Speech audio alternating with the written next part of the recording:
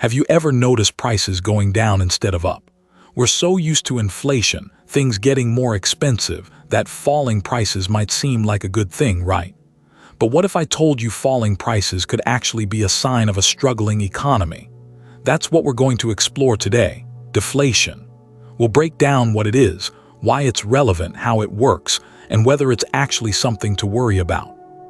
So what is deflation? Simply put, deflation is a sustained decrease in the general price level of goods and services in an economy. It's the opposite of inflation. Think about it like this. Inflation erodes the purchasing power of your money over time, meaning each dollar buys less. Deflation increases the purchasing power of your money, each dollar buys more. Sounds good, doesn't it? But there's a catch. To understand why deflation can be problematic, let's look at a simple example. Imagine you're a farmer who grows apples. Last year, you sold your apples for $1 each, and that covered your costs and allowed you to make a small profit. This year, due to a particularly good harvest and lower demand, the price of apples drops to 50 cents each. While consumers are happy to buy more apples at a lower price, you, the farmer, are earning less revenue. Now imagine that happens across many industries. Businesses see falling prices, their revenues decline, and they start to cut costs. That often means laying off workers, reducing investment in new equipment, and generally pulling back on economic activity. This creates a downward spiral. Why is this relevant to the U.S.?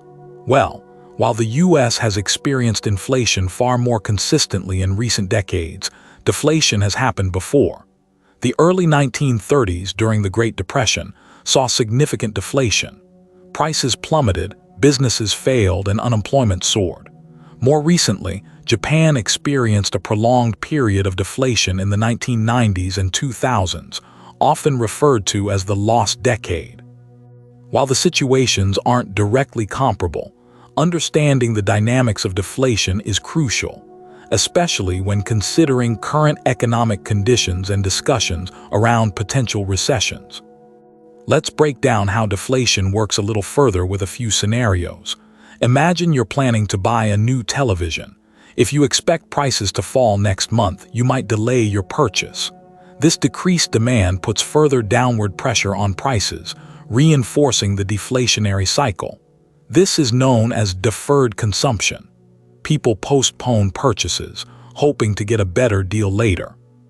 Another factor contributing to deflation is increased productivity.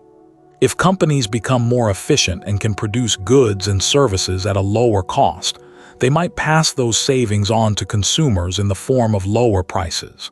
While increased productivity is generally a good thing, if it's not accompanied by sufficient demand, it can contribute to deflation. Debt also plays a significant role. When prices fall, the real value of debt increases. Let's say you borrowed $10,000. If prices are stable, repaying that debt feels manageable.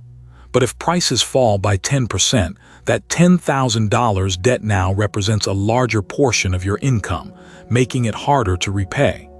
This can lead to defaults and financial instability. Now, is all deflation bad? Not necessarily. A small amount of deflation caused by increased productivity can be healthy. It means we're getting more for our money. But sustained and significant deflation, driven by falling demand and economic weakness, is what economists worry about. Central banks, like the Federal Reserve in the U.S., often try to prevent deflation by using monetary policy tools, such as lowering interest rates and increasing the money supply. The goal is to encourage borrowing and spending, thereby boosting demand and preventing prices from falling too much.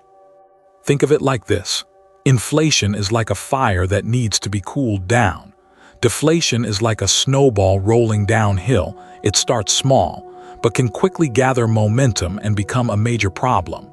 The key is to maintain a stable price level. A little inflation is generally considered healthier than deflation.